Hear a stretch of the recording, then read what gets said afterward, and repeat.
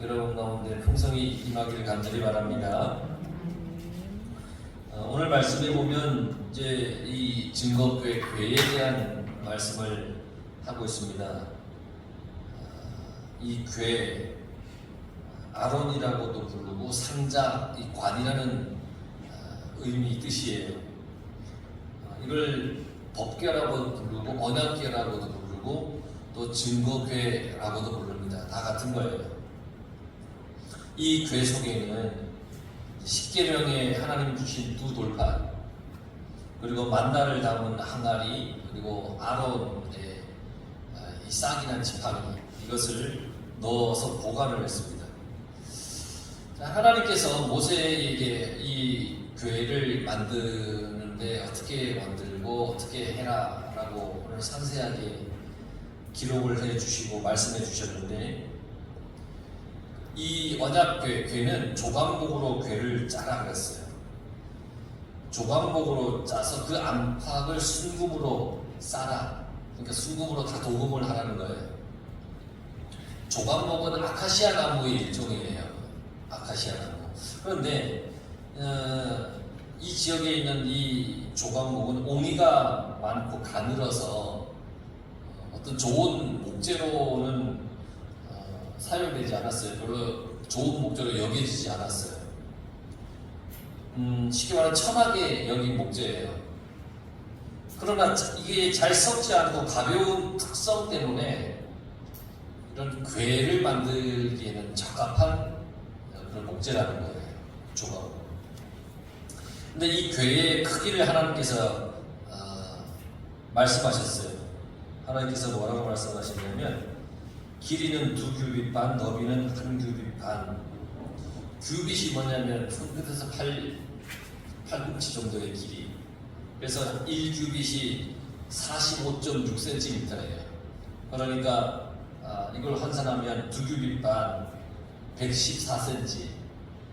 그래서 세로 그리고 높이가 1규빗 반, 68.4cm. 그러니까 이 궤의 크기가 엄청 큰 게 아니에요. 114cm, 그리고 68.4, 68.4. 이 크기의 궤예요. 그런데 이것을 하나님이 말씀하셨어요. 너는 순금으로 그것을 싸되, 이 궤를 만들었어요. 조각목으로. 그리고 그것을 다 순금으로 다 이렇게 도금을 했어요. 전체를 다 금으로 만든 게 아니에요. 나무에다가 이렇게 금을 입혔어요. 금이라고 하는 것을 왜 금을 입히라고 했을까? 은도 있고 뭐 여러 가지 있는데, 금을 이 고귀한 것의 상징으로 여기기 때문에, 그래서 금은 불순물이 제거된 순수한 그 순금으로 이렇게 안팎으로 이렇게 다 칠하라고 말씀하셨어요. 그런 의미에서 이 순금은 영적으로 순결함과 정결함을 상징하는 게 순금이에요. 성경에서 말하는 순금은 그런 의미를 가지고 있어요. 그래서 이 궤 자체의 귀중함뿐 아니라 이 궤 속에 들어있는 그 율법, 하나님의 말씀, 그것 또한 고귀하다고 하는 것을 가르쳐주기 위해서 순금으로 도금을 하게 한 거예요. 한편 이스라엘 백성들이 애굽에서 430년 동안 종살이 했죠. 애굽이 이 도금 기술이 굉장히 뛰어난 곳이었어요. 나라였습니다. 그러니까 이스라엘 백성들이 애굽에서 이런 도금 기술과 이 금속 제품을 가지고 이렇게 뭔가 만드는 세공 기술이 뛰어난 애굽에서 살면서 그 모든 걸 습득을 했던 거예요. 그러니까 그들은 도금 기술도 좋고 이스라엘 백성들이 세공 기술도 좋아요. 어쩌면 하나님께서 성막과 이 기구를 만들려고 이스라엘에게 애굽에서 도금술과 세공술을 배우게 하셨던 것은 아닐까, 그런 생각을 해봐요. 미리 준비시킨 거죠. 미리 준비시킨 거예요.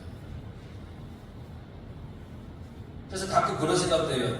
제가 초등학교 때 저희 동네에서 남자아이가 피아노를 치는 사람은 저밖에 없었어요. 이 친구들이 많이 놀려요. 매일 여자애들이 하는 걸 남자가 한다고, 여자애라고 막 이렇게 막 놀렸었어요. 지금 생각하면 굉장히 촌스러운 이제 그 친구들이었죠. 근데 그 당시는 또 그렇게 다들 이렇게 생각했던 모양이에요. 그런데 지금 우리가 이렇게 예배를 드릴 때 반주를 하기 위해서 어쩌면 그 오래전부터 하나님께서 저를 훈련시켜 놓았던 것은 아니었을까. 이걸 보면서 그런 생각을 또 연관을 한번 좀 이렇게 지어봤어요. 오래전 애국에서 그들이 살면서 세공술과 도금술을 습득한 게 나중에 광야에서 이제 하나님이 이러한 언약궤를 만들 때 이 도금술과 세공술을 그들에게 사용할 수 있게 하려고 그들을 거기서 습득시키진 않았을까. 12절에 보면 금고리 넷을 만들게 해요. 그 고리를 네 발에 달게 했어요. 그 고리 안에 채를 끼워서 이동하거나 운반할 때 거룩한 법궤를 손으로 만지지 못하게 했어요. 그러니까 이 법궤는 사람이 손으로 만질 수 없어요. 하나님께서 그렇게 만지지 말라고 했어요. 거룩하다. 그러니까 이제 언약궤를 이렇게 긴 네모로 만들어서 그 밑에다가 고리를 만들고 고리를 동그랗게 해서 그 사이에 채를 탁 끼웠어요.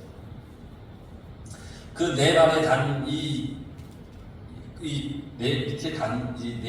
네 개를 달았죠. 그리고 이 법궤를 이동할 때에 끼워놓은 이 채를 사람들이 탁 드는 거예요. 그러면 법궤는 이 채 위에 이렇게 있는 거예요. 딱 들고 법궤가 밑에 있는 게 아니라 딱 들면 법궤가 위에 있는 거예요. 사람들이 다 볼 수 있게 위에 있는 거예요. 그렇게 하나님께서 만들어 놓으셨어요. 그러니까 함부로 이 언약궤를 만지지 말라는 거죠. 채를 이용해서 옮기는 거예요. 13절에 보면 법궤를 드는 이 채는 이 궤를 짠 것과 같이 조각목으로 만들고 금으로 그것도 다 쌓아 도금을 해라. 그렇게 해서 금으로 다 도금을 했어요. 법궤를 드는 이 채를 막대기를 금으로 싼 것의 의미는 뭐냐면 이 법궤뿐 아니라 법궤를 매는 사람들, 하나님의 일을 감당하는 영광스러운 존귀한 자임을 알게 하기 위해서요. 그러니까 금으로 도금된 이 채를 딱 들 때에 어떤 마음이겠어요? 내가 하나님의 영광된 일을 지금 하고 있다라고 하는 것을 알게끔 하기 위해서인 거예요. 그리고 14절 궤를 매게 하며 들어올리다는 거예요. 옮기다는 거예요. 정확하게 말하면 들어올려 옮기기 위해서 궤를 매게 하며 어깨에 맸어요. 이 법궤는 오직 레위 자손만이 이 법궤를 옮길 수가 있는 거예요. 제사장의 자손이기 때문이에요. 제사장의 가문이기 때문이에요. 역대상 15장 15절에 보면 모세가 여호와의 말씀을 따라 명령한 대로 레위 자손이 채에 하나님의 궤를 꿰어 어깨에 매니라. 그러니까 레위 자손이 할 수 있는 거예요. 제사장의 이 가문이 하는 거예요. 그리고는 15절에 보면 채를 궤의 고리에 꿰인 대로 두고 빼내지 말지며, 밑에 이제 막대기 채를 꽂았잖아요. 금고리에다가 이걸 내려놓았다고 해서 채를 빼지 말라는 거예요. 그대로 두라는 거예요. 법궤의 고리에 채를 결코 이 고리에서 이 채를 결코 빼서는 안 된다고 하는 강한 명령이에요. 두고 그걸 빼내지 마라 하는 하나님의 강한 명령이에요. 그 이유가 뭐냐면 한번 생각해 보세요. 이 막대기 채를 고리가 있는데 거기다 내려놓을 때마다 빼고 갈 때 끼고 빼고 끼고 하다 보면 금고리에 이 채의 접촉이 계속 될 것 아니에요? 금고리에 접촉이 되는 그것조차도 하나님 앞에서는 부정하고 가증한 행위로 여겨졌기 때문이에요.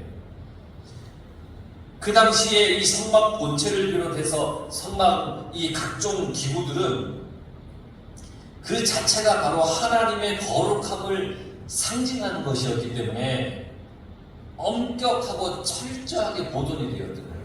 함부로 누가 내가 하고 싶다고 저가 하겠습니다. 제가 옮기겠습니다. 이럴 수 없는 거예요. 하나님이 정해놓은 그 자손이 그들이 할 수밖에 없게끔 하나님이 해놓으셨어요. 철저하게. 그래서 사무엘하 5장에 보면 블레셋 사람들이 하나님의 법궤를 그들의 신당에다 두었어요. 그들이 섬기는 우상의 그 우상을 섬기는 곳에 하나님의 법궤를 갖다 놓았어요. 그랬더니 하나님께서 블레셋 사람들을 징계하신 일이 있었습니다. 사무엘하 6장 6절에서 7절에 보면 다윗 시대에 이제 이 법궤를 수레에 실어서 옮기는데 법궤가 덜컹해서 흔들렸어요. 그래서 이게 떨어질까봐 우사라고 하는 사람이 법궤를 탁 잡았어요. 떨어질까봐 탁 잡은 거예요. 그랬더니 우사가 그 자리에서 죽임을 당하였다 했습니다. 이런 사건들을 보더라도 하나님의 거룩함을 훼손하는 자가 하나님으로부터 받을 그 형벌이 얼마나 무섭고 치명적인지를 알 수 있습니다. 그러니 여러분, 우리는 하나님의 거룩하심을 훼손하지 않기 위해서 늘 조심하며 살아가야 됩니다.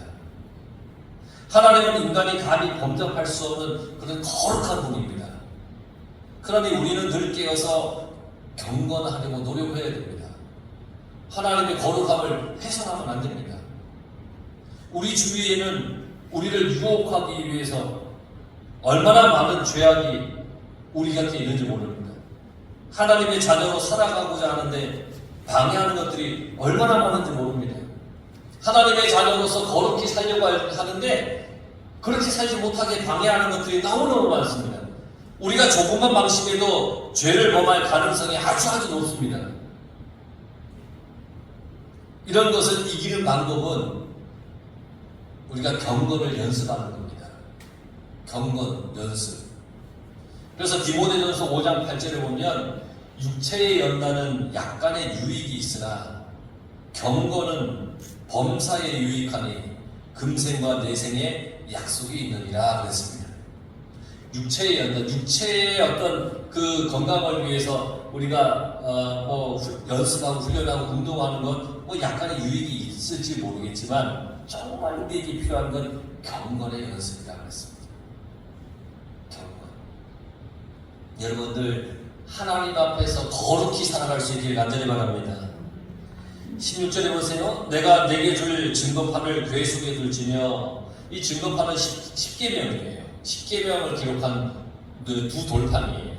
10계명은 하나님이 어떤 분이신지를 나타내고 동시에 하나님께서 우리에게 무엇을 원하시는지를 분명히 나타내고 있는 게 10계명이에요. 10계명에 하나님은 이러한 분이라고 말했죠. 그리고 우리에게 이런 걸 하지 말고 이런 것을 조심해라 그렇게 말씀하고 계시죠. 그러니까 법궤라고 하는 것은 하나님의 말씀인 그 10계명을 보존할 목적으로 만들어진 거예요. 그리고 나서는 17절에 뭘 만들라고 했었냐면 순금으로 속죄소를 만들되, 속죄소.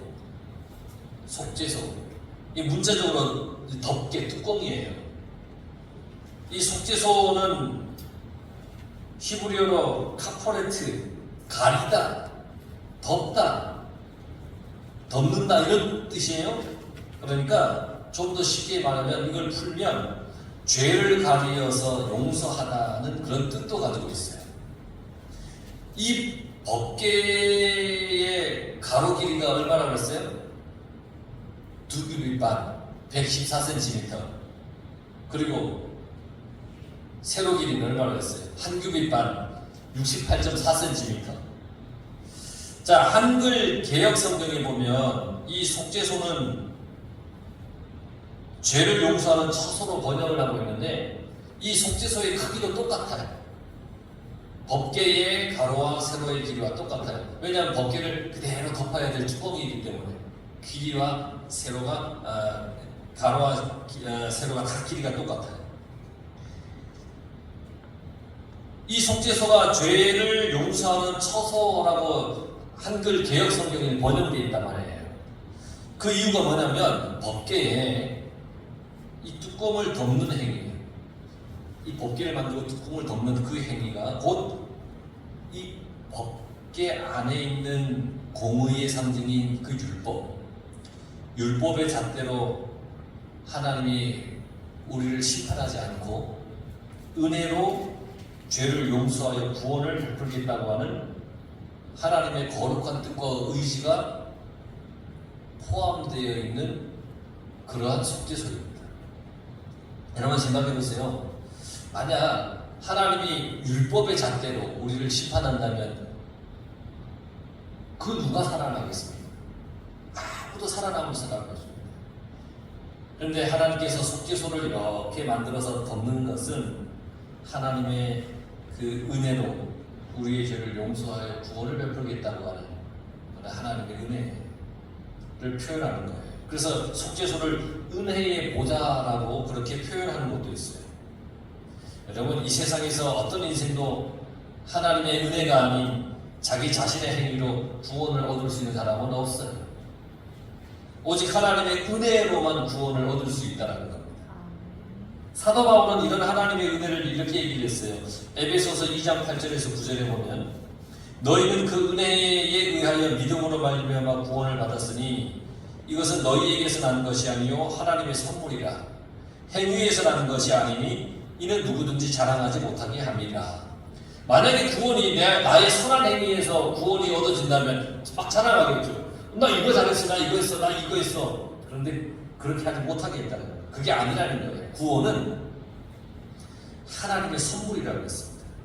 하나님의 은혜로 말미암아 믿음으로 주어지는 하나님의 선물. 그래서 이 속죄소는 순금으로 만들었어요. 법궤를 들기 위해서 만드는 채는 조각목으로 만들어서 도금을 했잖아요. 근데 이 속죄소는 전체 다 순금으로 만들게 했어요. 속죄소는 다른 어떤 것도 섞일 수 없다는 거예요. 그래서 오직 순금으로만 만들게 했어요. 속죄소는 그래서 그 어떤 것도 섞일 수 없는 온전한 하나님의 은혜라고 하는 그런 뜻을 가지고 있는 겁니다. 그리고 그 속죄소 위에 18절에 보면 금으로 그룹 둘을 속죄소 두 끝에 쳐서 만들되, 이 그룹이라고 하는 것은 천사를 얘기합니다. 양쪽 어깨에 날개를 달고 있는 모습이에요. 그래서 하나님의 말씀을 지키는 상징적인 어떤 물론 천사를 양쪽에 이렇게 만들어서 날개로 서로 이렇게 이쪽에서 날개, 저쪽에서 다른 천사의 날개가 속죄소를 이렇게 덮고 있는 거예요. 쳐서 만들라고 했어요. 세공하는 거예요. 가공하는 거예요. 아까도 얘기했지만 이스라엘 백성들이 애굽에서 이런 세공술을 잘 배워서 나왔어요. 그래서 그들이 이걸 만드는 건데, 이 천사 그룹을 둘을 만들라고 했어요. 하나도 아니고 셋도 아니고 둘을 만들어라. 둘이라고 하는 숫자가 뭘 의미하냐면 선포, 증거, 이런 의미를 가지고 있는 게 2라는 숫자예요. 그래서 그룹 둘이 속죄소 위에서 마주 대하고 있는 거예요. 하나님 이쪽에, 하나님 이쪽에 이렇게 서로 마주 대하고 있어요. 이것은 속죄소가 하나님의 임재의 장소인 만큼 이 그룹이 하나님의 영광과 거룩을 선포하고 또한 증거한다는 그런 뜻을 포함하고 있습니다. 그러니까 하나님이 그냥 아무렇게나 만들게 하는 게 아니라 이러한 뜻들을 포함해서 만든 거예요. 20절에 보세요. 날개를 높이 펴서 그 날개로 속죄소를 덮으며, 이 천사들이 두 천사가 날개를 높이 펴서 그 날개로 속죄소를 덮는 거예요. 이 끝에서 이 끝에서 이렇게 날개로 덮는 거예요. 덮으며 그랬어요. 뚜껑을 덮는 거예요. 울타리를 만드는 거예요. 상징적인 의미로 막다, 방어하다, 이런 뜻을 가지고 있어요. 하나님을 보좌하는 천사들이 하나님의 그 언약궤를 보호하고 상징적인 의미예요. 그리고는 21절에 속죄소를 궤 위에 얹고, 이걸 만들어서 하나님의 언약궤 위에 이렇게 얹으라는 거예요. 완전히 밀착시키는 거예요. 그리고 21절에 증거판을 궤 속에 넣으라. 하나님의 긍휼과 그 자비를 나타내는 속죄소. 이 속죄소는 하나님의 공의를 상징하는 십계명 그 판 위에 이렇게 올려져 있는 셈인데, 이건 그래요. 인간을 향한 하나님의 사랑과 자비가 그 그분의 율법과 공의를 능가한다는 얘기인데, 좀 쉽게 얘기하면 인간을 심판하는 것이 하나님의 목적이 아니라 구원의 은혜를 베푸시는 게 하나님의 목적이라는 거예요. 그래서 율법의 상징인 십계명을 넣어둔 위에 속죄소 은혜의 보좌를 얹어 놓는 것은 하나님이 구원의 은혜를 우리에게 베풀어 주시겠다, 그런 의미를 가지고 있습니다. 하나님은 우리가 심판으로 인해서 벌을 받기보다는 예수 그리스도를 믿어서 구원에 이르기를 바라시는 분입니다. 영원히 죽음의 고통에서 살 수밖에 없는 그런 인생이지만, 하나님의 자비하심으로 인해서 예수 그리스도를 세상에 보내주셔서 우리를 위해 피 흘려 죽게 하셨습니다. 그 은혜로 인해 우리가 구원의 자리에 서게 되었다는 겁니다. 이 속죄소의 귀한 의미가 그 의미를 가지고 있는 거예요. 그리고 22절을 보세요. 거기서 내가 너와 만나고, 그 속죄소에서 너와 만나겠다는 거예요. 우리와 만나겠다는 거예요. 내가 만나고 내가 스스로 만날 것이다는 겁니다. 그러니까 하나님께서 스스로 장소를 정하시고 시간을 정하신다는 얘기입니다. 하나님께서는 모세를 향해서 특별히 지정된 장소, 법궤 위 두 그룹이 날개를 돋고 있는 그 속죄소에서 그 택한 백성 이스라엘과 만나겠다, 이렇게 말씀하고 계시는 거예요. 여러분, 죄를 용서하는 용서하는 자리, 은혜를 베푸는 그 자리, 바로 그것이 하나님께서 이스라엘 백성들을 만나고 교제하는 장소인 겁니다. 오늘날 죄인된 우리도 죄를 덮어주시고 친히 우리를 만나고자 하시는 바로 그러한 부활한 은총을 입기 위해 우리가 하나님 앞에 나와야 한다는 사실을 잊어서는 안 됩니다. 하나님이 우리를 부르셨으니 우리는 하나님 앞에 나와야 합니다. 하나님의 은혜를 입기 위해 나와야 된다는 겁니다. 하나님께서 만나주시는 그곳은 바로 말씀의 자리입니다. 말씀의 자리. 그래서 하나님의 말씀을 우리가 잘 듣고 집중해서 들어야 되는 겁니다. 그래야 하나님을 만날 수 있는 겁니다. 하나님께서 말씀을 통하여 내가 너희를 만나주겠다고 하는 겁니다. 오늘 지금도 여러분들을 만나기 원하는 하나님 앞에 우리가 거룩한 모습으로 하나님 앞에 나와야 되는 겁니다. 여러분 삶이 하나님의 은혜로 가득 차고, 또 여러분들은 거룩하신 하나님 따라 삶도 거룩할 수 있도록 늘 경건의 연습을 하면서 하나님이 부르시는 그 말씀의 자리에 날마다 나오시길 간절히 축원합니다.